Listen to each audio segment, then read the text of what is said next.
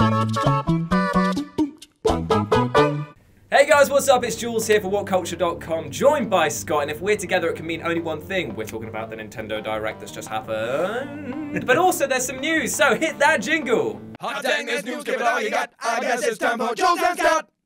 Back in the room, and like I said before, we're talking about the Nintendo Direct that happened last night, and there's quite a lot of juicy stuff. To be honest, when they first said they were going to do a Direct the day before, I thought, because they were like, hey, we're going to talk about Mario Tennis and we're going to talk about the 3DS, and I was like, I bet that's all they do. Yeah, just those two games would be fine. And then they did one of the coolest, like, Hollywood-style teaser reveal things for the new Super Smash Brothers. We will get to that. Because that was a lovely way to That was delicious. I almost tuned out, right? Because we'll come to that. So basically, so Mario Tennis was announced, and you know what? That actually was really good. Yes, that wasn't announced. That was a follow-up. Sorry that I did. More details on what it was. So there was. I really enjoyed the fact that they're adding more strategy into this. There seems to be a lot more to elevate it from just being an arcadey game to being something that's got two levels, kind of like how Smash Brothers can be played casually by people who've never played it before, and also by people who want to get into the real technical aspects of it. So hopefully this could be a new franchise, a new lease of life for the franchise. So I like arcade online things. I like them a lot, and I think that one of the things that they had was one of the online modes that you can make it so you only play with the advanced moves. Yeah. Which is a really cool way to do it. And they've got like slow motion toggles so you can catch up with power shots and stuff like that. It's been a while since arcadey tennis games were a thing. Yeah. Like back in the 2000s, they were everywhere. Where there was like Virtua Tennis. I was about to say Virtua Tennis led the charge. That to me was such a fun game. Yeah. If you've never played that, I really recommend seeking it out, because even Virtua Tennis is at 3 that was for the 360 or something like that. One of those ones was really good. Yeah. Really good. It's like if there was a list of sports that are more fun in games. Like golf is way more fun in a game. Oh yeah. Sorry, golfing No, fans. definitely. And tennis is great too. Yeah, definitely. Anyway, yeah. So that was the announcement that Mario Tennis is coming out, and a bit more details about that. Then we had a few, I won't say that they were shovelware games, but they were quite a few games that I thought were a bit more... there was a thing WarioWare. Yeah, I mean, well, any WarioWare is cool, but there was something called Dylan's Heat Breakers, which I've not heard of the Dylan franchise. No, I've not either. Dylan's coming to Switch. Yeah, so, yeah, that's great news if you're a big Dylan fan. Apparently. If you love a bit of Dill, then he's on his way. Big Dill. Now, one of the things that I have to admit I was disappointed by is the No More Heroes reveal. Okay, so I'm not a massive No More Heroes guy. I know you're way more than I am. I So the gameplay that they showed looks like it's a completely different game, although I wonder whether that's mini-game focused or something. But it was like a top-down isometric looking thing. Yeah, what's the crack?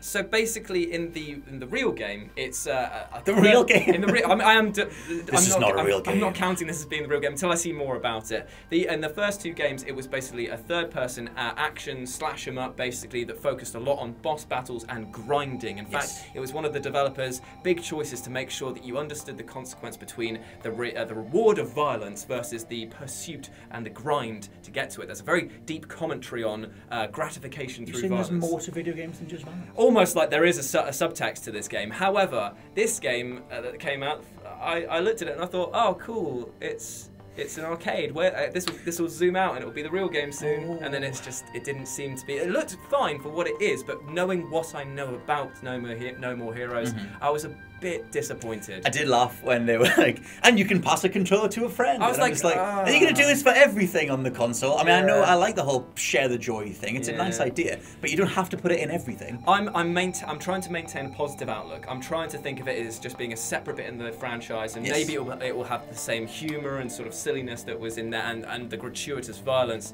But as it stands, I wasn't particularly won over by that game. Totally fair. I kind of felt the same way, and I'm only like a casual fan of No More Heroes. I like Suda 51 a lot in terms of its general approach to everything. But if you look at the style of it, though, the style was just on point. But just I know it sounds bad, but it's just that perspective. It is. Yeah, it makes it look cheap. Yeah, exactly. When you make it look like that, you think, oh, the production value's gone down from here to here. But I wonder whether they had to do that to some degree to maintain frame rate and maintain if you're playing as two characters at once on the Switch, not to have a go at the Switch. All I'll say to that is that No More Heroes 2 was a beautiful looking game. Actually, it ran so well, and the cell shaded thing works well for that game. Anyway, we're spending a lot of time on No More Heroes. I'm sure that you guys can make up your own opinion. Let me tell you an insane thing. Go on then, Mr. Insane Things. Oh, I've just finished recording that. Heyo, Crash Bandicoot's coming to the Switch. Hey, my favourite game from 2017. No, but no, my mind, because we remember when Crash was the PlayStation mascot, and obviously a lot of people will across the late 90s. Crash Bandicoot was synonymous with PlayStation. The fact that those original, ostensibly Naughty Dog games are now on the Switch is mental. It is quite mind-blowing. I mean, they did stress, didn't they, that it was only going to be a year exclusivity for like consoles or whatever, and then they were going to move on to other things. We assumed Xbox One, which even in itself is a bit weird. Yes. Mind you, when Final Fantasy went multi-platform. Yeah, I mean, the first time that I remember it was being like, that's not my Crash Bandicoot, was when they did Wrath of Cortex for that was when Naughty Dog left, and that's when you were like, okay, things are changing. So this is the same feeling. However, it's great that Switch owners will now get to experience what I consider to be some of the best remastered games. I know that I don't want to trigger him. I'm not even looking at him. It's a good game. 3 good games, actually. Actually, 2 good games and 1 pretty okay game. Backpedal it. It's just not even. Yeah. So anyway, just play the originals. Anyway, you guys get in Crash. So that's good. Tell you another thing though. Go on. This opens up the door to Crash being in Super Smash Brothers because if Super Crash fans, if Activision are that open to sharing the license now, obviously Naughty Dog and Sony don't have any sort of say in it anymore. Then maybe we're going to see Crash in Super Smash Bros., which we'll get to Super Smash Bros. I would like that a lot, to be honest. And speaking of Smash Brothers, a nice little segue into that. Let's talk about... It's probably the best bit about the entire Direct. We talk about the Splatoon stuff quickly, if you want. Oh, mate, I adore Splatoon. I know you do. Splatoon is amazing. So, yeah, they're pretty much doing a single-player like story expansion, but it's going to be 80 connected levels. Yeah. And you're playing as this new character called Agent 8, who's an Octoling. Which I thought when you first saw her in Shadow, I thought it was Marina, which is one of the 2 presenters who host all the stuff, which would have been great, and it would have been the ultimate like fan-delivered thing. Yeah. But whatever. Splatoon's gunplay and general feel is just lush. Like I'm saying that. I mean, I'm doing a list at the minute on the best exclusives. That is number 2, but we'll see how we go. I think it's better than the vast majority of things out there. I totally am in agree with you. I think that Splatoon is fantastic, but Splatoon 2 improves on the gameplay in every single way possible. I was thinking to myself, maybe what the point of having a single-player experience would be, whether or not just maybe turning that into Splatoon 3 further down the line, or I don't know, or just making a DLC for Splatoon 2. Yeah, I mean, Splatoon 2 has like a single-player story. Yeah, but that's the thing I was only bothered by, because the fact that they touted when Splatoon 2 came out, there was going to be more of a focus on single-player, and now when this sort of stuff comes out, it reminds me so much of the GTA Heist Online stuff. Like maybe they just held back on the better ideas to make more money in the future. I mean, I like them as being like elaborate training wheels. It's just like, here's this like 80 rooms is enough to hone your skills, and they can put all the different weapons in there, because I mean the general way that you play Splatoon 2 online is you kind of want to stick to a build. Like you might switch up your weapons, but this is more of like a lower stakes way of just experimenting with the variety of weapons and different loadouts that you can put. So I'm game for that. Plus, like I said, the general feel of Splatoon is just great. So if they do some stuff with different like ink on the walls, and you can traverse around and play at that, just give me more Splatoon. Yeah, fair. I bloody love Splatoon. And speaking of Splatoon, now can I talk about it? Well, I mean, there's two things. Okay, I'll keep trying to link into Smash Brothers. Well, we'll get there. Do you not want to talk about Wii U ports? Yeah. Captain Toad? Yeah. Oh no! Do you know what you love? You not see the Hyrule Warriors is coming. Yeah. As the only man I know in my whole life who likes the Warriors games, Hyrule Warriors is coming. I love it, mate. I love it. Can't get enough of them. Can't get enough. But yeah, it seems like now Nintendo are like, well, we've got an audience now that we didn't have on the Wii U. Yeah. So here are these games that we initially died on their arse on the Wii U. So Hyrule Warriors is coming. Captain Toad Treasure Tracker is also coming. It's just good to see, really. Yeah, again, I'm just like, I think that to me was just a bit of non-plus information. Like, I don't think that anyone out there is going to go absolutely wild at the fact that Captain Toad. It was a good game, but I just think there's one of those things where you're like, yeah, cool. Yeah, I mean, the thing that I thought they were building up to with all these different ports was that I thought they were going to go, and Wind Waker HD and Twilight Princess HD are also coming. If they said that, but they didn't.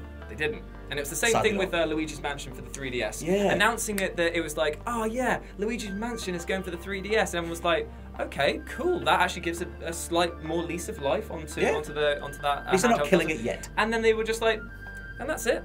And it's like, no, you've got another console out there, the Switch. Yeah. Maybe that would be good to chuck that in. No. I mean, if they would hurry their asses up and do the Virtual Console, you don't even need to do separate releases. Just get the Virtual Console. The tech's already there. It was in the Wii U. I know. Not for the 3DS games, but you know what I mean. And speaking of hurry up, let's talk about Smash Bros. Do you want to talk about Dark Souls Remastered? I was trying to talk about Smash Bros. No, let's talk about Smash Bros. Because that reveal was one of the coolest reveals.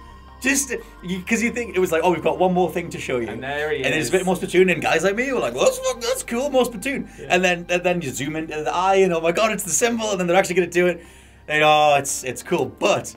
Is it a new Smash Brothers or is it a Wii U port? My money is on a Wii U port, even though I have been tweeted things that show, oh, it's a brand new game on the Switch, but I can't find that verified anywhere. And looking at the general cycle of development, I think it's the Wii U version upscaled with new characters. Well, didn't they class Mario Kart 8 Deluxe as a brand new game? I would have to go back and see. That would be my first port of call to disprove it. Because I'm, you know what, I'm perfectly happy with them saying that it's just going to be Smash Bros for Wii for Switch. Yes. But with all of the 3DS characters added in, maybe all of the features compiled into one. A best of thing for the Switch, perfect. Yeah. It comes with 2 controllers.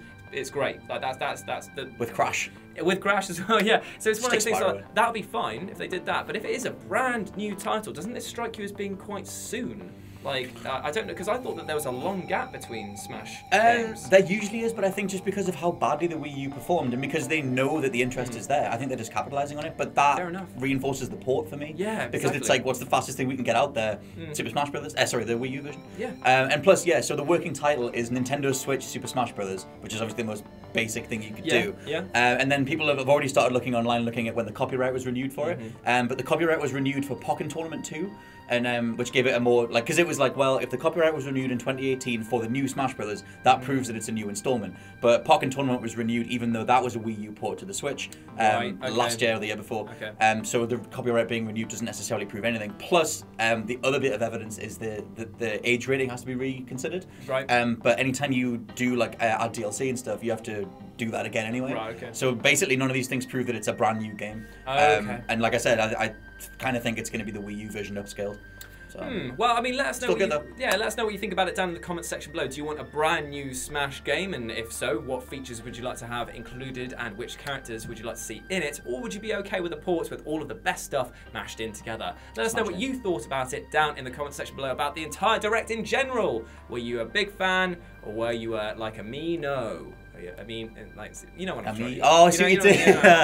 We are just, the Ami boys. Just sneak a cheap pun on the way out there. As always, I've been Jules. I've been Scott. You've been awesome, and we'll speak to you soon. Bye. Bye.